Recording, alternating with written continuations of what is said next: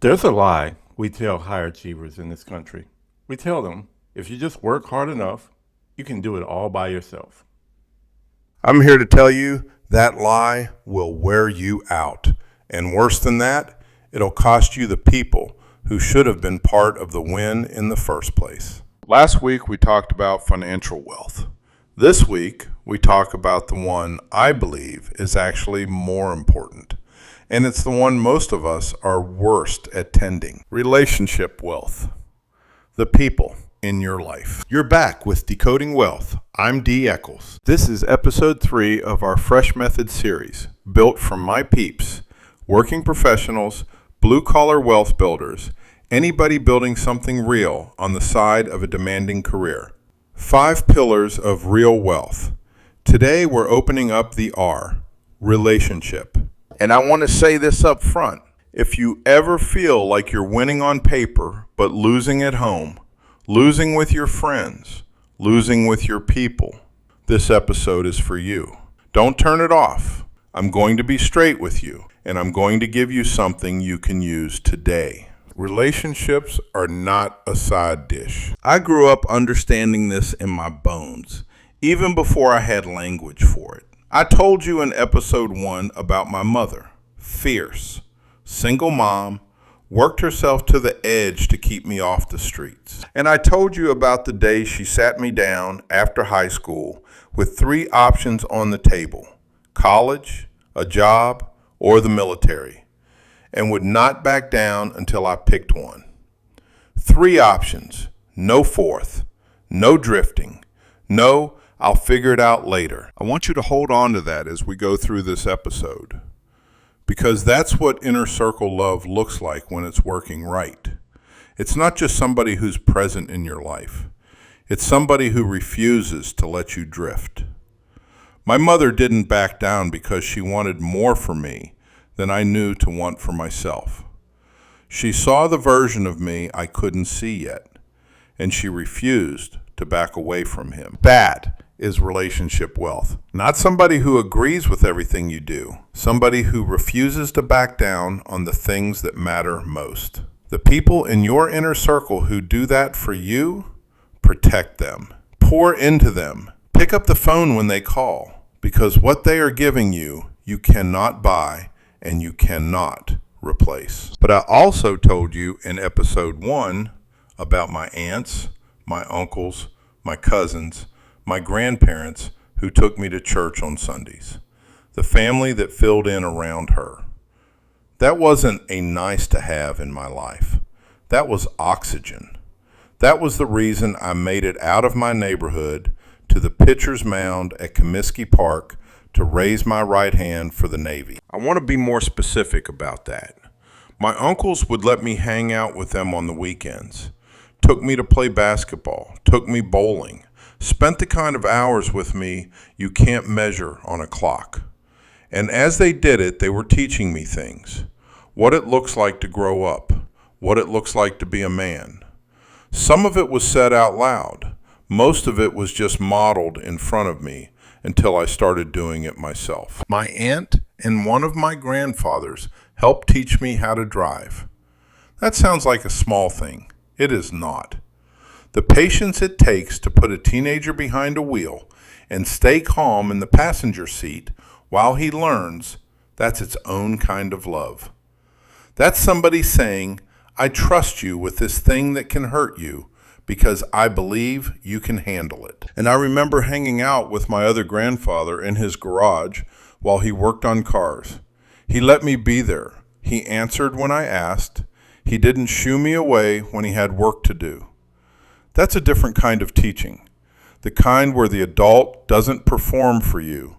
He just keeps doing what he does, and you get to watch how a grown man handles a problem he didn't ask for. Every one of those people, uncles, aunts, both grandfathers, they were there when I needed advice. Not because anybody required them to be, because they chose to be. And there is a kind of wealth that shows up as the grown people in a kid's life deciding to make room for him, to take the call, to answer the question, to stay in the passenger seat one more time. I didn't have language for it then. I have it now. That's the kind of wealth that built me. And it's the same kind of wealth my peeps need to be paying back into the lives of the kids and the younger people around us right now, because somebody made that room for us. And if we don't make it for somebody else, we're spending the inheritance instead of growing it. The people around you aren't a distraction from your wealth. They are your wealth. When we miss that, we build empty kingdoms. Your relationships are the only investment with unlimited compound interest and unlimited downside if you neglect them. Let me give you a tool I wish somebody had given me in my 20s. I call it the 3 circles. Picture 3 rings around you, like concentric circles on a target. Inner circle, the people who could call you at 3 a.m. These are the people you'd walk through a wall for, and who'd walk through one for you. Spouse, kids, closest family, 1 or 2 friends that have earned lifetime status. Most peeps have 3 to 7 people in this circle, not more. And here's the hard truth. Most of us don't invest in this circle near enough. We assume they're always going to be there. That assumption is how marriages die. It's how kids grow up and feel like they didn't know their parent. It's how the friend who was your best man at your wedding becomes the guy you used to know. Let me tell you what I see in inner circles that work. 2 of them in particular. My wife and I didn't argue about money. We sat down and worked out what we were going to spend in the household together before it became a fight. That's not a small thing. Money is one of the top reasons inner circles fracture, and we took it off the table by having the conversation before we needed to. Another one, I call my mother every Sunday, every single Sunday. Sometimes for an hour, sometimes for 10 minutes. She doesn't need me to call her every Sunday. I need to call her every Sunday because I'm not going to be the man who didn't talk to his mother enough in the years she had left. Tend this circle first, always. Middle circle, the people who shape your thinking. Mentors, close coworkers, the friend group you do life with, people whose opinions you actually listen to. This circle is where you either grow or shrink because you become the average of the people you spend the most time with. That's not a motivational poster. That's just data. I'll give you a real one. There's a guy in my middle circle who's an entrepreneur, multiple businesses, completely different industries than mine. We talk maybe twice a month. He pushes me on things nobody else in my life pushes me on. He'll ask me a question over coffee, and I'll be thinking about it for 3 weeks. That conversation is worth more to me than most of the stuff I'd spend that money on. And there's somebody else who used to be in my middle circle, who isn't anymore. Not because of anything dramatic, because every time we talked, I left smaller. I'd pick up the phone, and inside of 5 minutes, it was, man, you know they don't want to see us win. They're always going to find a way to hold us back. Or, I don't know why you're putting so much into that. Nobody's going to give you credit for it anyway. Or just a steady stream of what wasn't working, who was wrong, why things couldn't change. Every conversation was a drain. I'd hang up and feel like I needed to go sit somewhere quiet just to get my head back right. He had opinions about things he hadn't worked through himself. He had stories about people that I started to suspect weren't entirely true. He took up space in my head he hadn't earned. And the negative energy, it didn't announce itself. It just slowly lowered the ceiling on what I thought was possible. So I let the friendship drift. I didn't burn the bridge. I just stopped maintaining it. And my thinking got better the week I made that decision. You become the average of the people you spend the most time with. That's not a motivational poster. That's just data. Outer circle. Your broader community, church, co-workers you don't see daily, neighborhood, networking. This circle matters too. It's where opportunity often comes from. One of the best property deals my real estate company ever closed in Maine happened because of a guy in my outer circle who knew a guy. The first podcast guest I'll ever book is going to happen the same way. Somebody in my outer circle is going to make an introduction. But, and this is the key, The outer circle shouldn't be competing for the energy that belongs to your inner and middle circle. If your weekly calendar has more outer circle commitments than inner circle conversations, you're building a network instead of a life. Self-check. If a stranger looked at your last 30 days of calendar and phone history, could they correctly identify who's in your inner circle? If no, you have work to do. 2 questions that change everything. Every person in your life is doing one of 2 things. They're feeding you or they're draining you. Feeding doesn't always mean making you feel good. A good mentor might tell you something you don't want to hear. That's feeding. A real friend might call you out when you're wrong. That's feeding. The Navy buddy who tells you you're being a hard man to live with because he knew you 20 years ago and he can see what your wife sees, that's feeding. Draining means you consistently walk away from that person feeling smaller, more anxious, more unsure of who you are. Doesn't matter if they're family. Doesn't matter how long you've known them. Draining is draining. About 5 years ago, a guy I worked with, middle circle, pulled me aside. Didn't ask if I had a minute. Just said, D, I've been watching you. You're working yourself into a hole. Your wife is going to leave you. I'm not saying this to hurt you. I'm saying it because you're not seeing it. He even offered me a way out. Bring her to church with him and his wife. Or get into counseling. He had a name. I went through the motions. Showed up a couple times. Checked the box. But I was too stubborn to really see it. I had created mistrust in that relationship. And while I was grinding, while I was building, while I was doing it all for her, she was crying out. The number one person in my corner. And instead of seeing that, instead of hearing her, I was looking for validation everywhere else. She stopped crying out eventually. That's what happens when someone stops believing you're listening. The marriage didn't make it. That's on me. But that man, that middle circle man, told me the truth when nobody else would. Gave me a door and pointed me to it. I just wasn't ready to walk through it. That's feeding. It doesn't always arrive in time. It doesn't always land the way it should, but it's still the gift. And let me tell you about a specific draining moment. There's a relative, I won't say who could call me on a Wednesday, and by Friday I'd be questioning every decision I'd made in the previous year. Not because she had information I didn't have, because she had a way of looking at things that made everything feel smaller. I cut the frequency of those calls in half. My productivity at work went up. My patience at home went up. My sleep got better.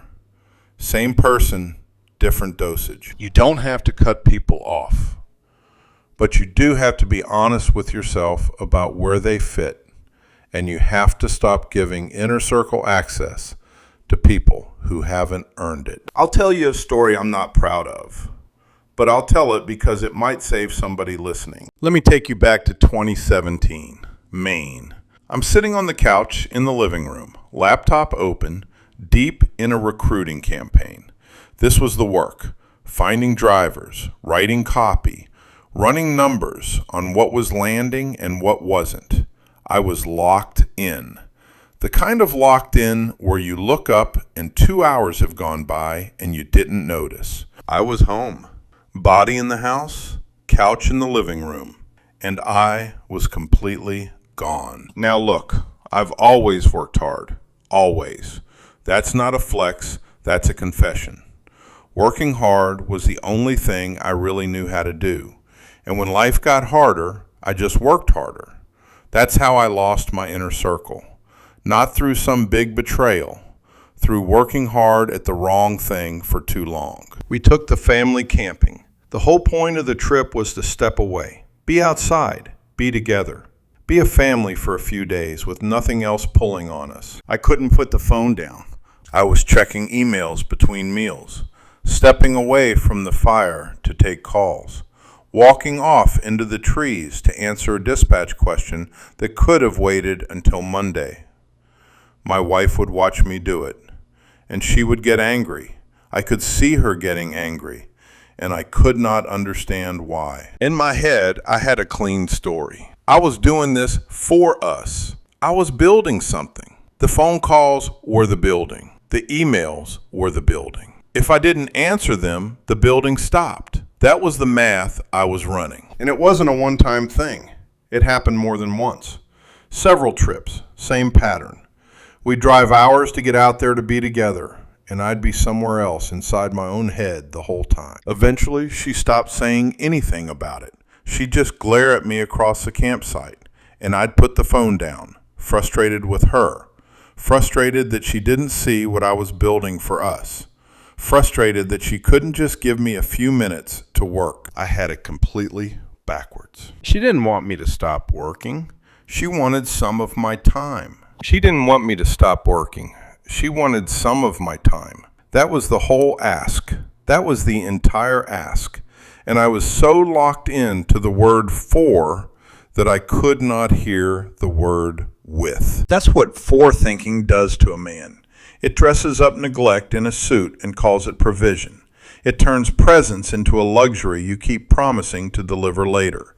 After this next push, after this next quarter, after this next promotion. And later never comes, because the next push always comes first. I want peeps to hear this clearly. If somebody who loves you keeps asking for your time, and you keep handing them more provision instead, they're not the problem. The translation is the problem. They are speaking with, and you are answering in for. Two completely different languages. Same kitchen table, same campsite, same marriage, different worlds. One evening, somebody I love asked me a simple question. They said, "Are you okay?" And I gave them the answer I've been giving for months. I'm fine, just busy. They looked at me, and they didn't say anything. They just walked away. And the reason I remember it is because it was the first time I realized they had stopped asking twice. They used to ask twice. They used to push. They used to say, "No, really, are you okay?" Now they just accepted the lie and left. They had stopped asking twice. Host note, slow down here. Breathe. This is the truth a lot of listeners are living right now. That was the moment. Not a big crisis, not a blow-up fight, just a person I love quietly giving up on reaching me. And here's the part that wrecked me. Back in 2016, I'd built an entire campaign called Call Day Directly, TV, radio, across Maine, New Hampshire, Massachusetts. The whole pitch was, drivers can call me directly, not a 1-800 number, me. I'd built my career on relationship. I knew how to be present for 100 strangers on the road. I just stopped being present for the people who actually lived in my house. I have to tell you, the most expensive answer I've ever had to give myself. My marriage has crumbled, plural. I want you to hear that the way I had to hear it. Not ended, not failed, crumbled, slowly, from the inside. Because something that's eroding from the inside doesn't make a sound until the wall comes down. And here's the hardest part, the part I owe peeps the honesty on. I thought I was building a life for my family. On paper, I was.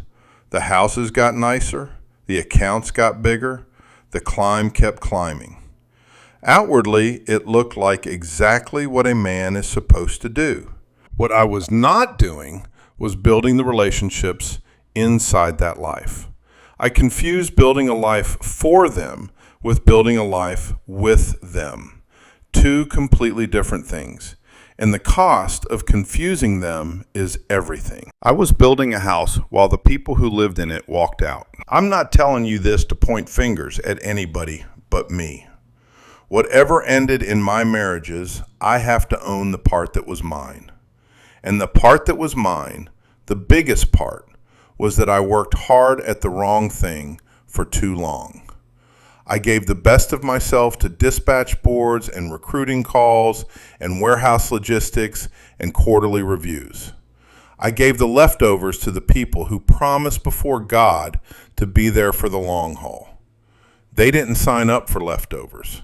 Nobody does. Building a life for your family is not the same as building a life with them. The cost of confusing them is everything. So I had to ask myself, what am I actually building out here on the road, in this office, at this computer, if the people I'm supposedly building it for have already started to disappear? What am I actually building out here if the people I'm supposedly building it for have already started to disappear? What I did about it. I started with something I had to admit to myself first, and it wasn't comfortable. I was already good at being present.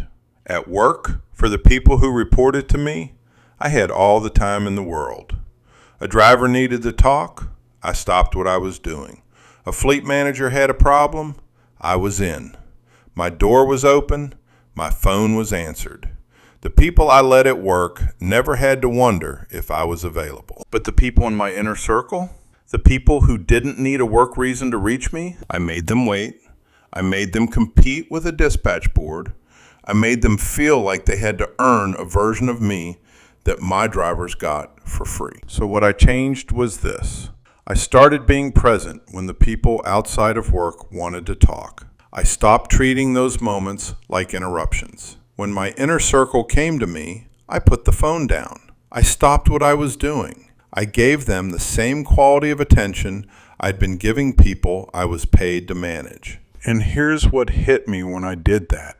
They weren't asking for much. They just wanted the version of me that I've been giving everybody else all along. That shift didn't happen overnight, and I won't pretend it saved everything. It didn't. But it changed how I moved, and it changed what kind of man I was going to be going forward. That's the fresh method in real time. You can't strengthen one pillar without the others feeling it. 3 exercises. Do them this week. Don't just listen and forget. That's how most podcasts end up being entertainment instead of transformation. Exercise 1, map your circles. Draw 3 circles on a piece of paper. Fill in who's actually in each one. Not who you wish was there, who is there. Common trap on this one. People put their spouse in the inner circle because they're married to them, but their behavior shows them in the middle or outer circle. The test isn't the relationship label. The test is, when's the last time you had a real conversation with this person? Not logistics, not the kid's schedule, a real conversation. If you can't remember, they're not in your inner circle right now, no matter what the ring says. Exercise 2, the feed or drain column. Write every name from your inner and middle circle in one column. Next to each name, write one word, feed or drain. Don't overthink it. Your gut knows. And here's the part that's going to be uncomfortable. Some of the people you love most are draining you right now. That doesn't mean they're bad people. It doesn't mean you cut them off. It means you're honest with yourself about the dosage. You're going to give them less prime time, more transactional time, more structure around when you engage, until either the dynamic changes or your tolerance for it changes. That's not cruel. That's stewardship. Exercise 3, the one conversation. Pick one person in your inner circle. Have one real conversation with them this week. Phone off, no agenda. Start with 6 words. Tell me how you're really doing, and then actually listen. Don't fix, don't problem solve, don't pivot to your own week. Just listen. If they're slow to start, ask one more question and keep listening. You'll be surprised what 15 minutes of real attention does to a person who hasn't had it from you in months. Tell me how you're really doing. 6 words that change relationships. Coach move. Do not skip exercise 3. Everybody listens to podcasts. Very few people act.